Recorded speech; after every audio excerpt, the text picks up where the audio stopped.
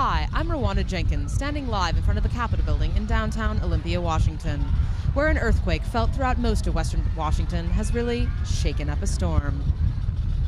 Fires have broken out across Olympia, Lacey, and Tumwater.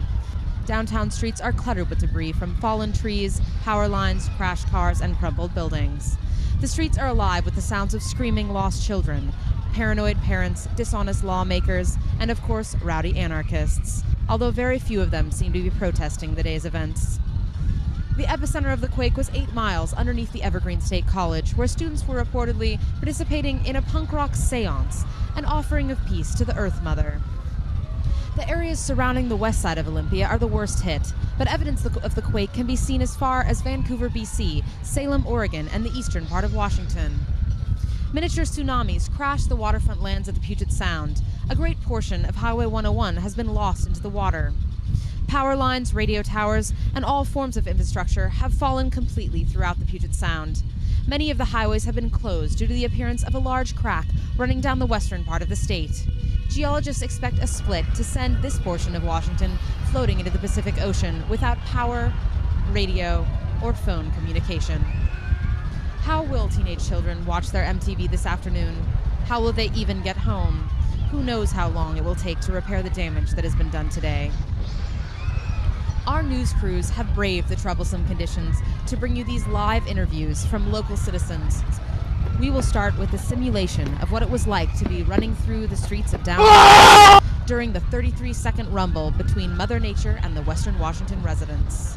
For those of you just joining us, a quake rocking a whopping 7 points on the Richter scale shook Olympia at 9:11 this morning.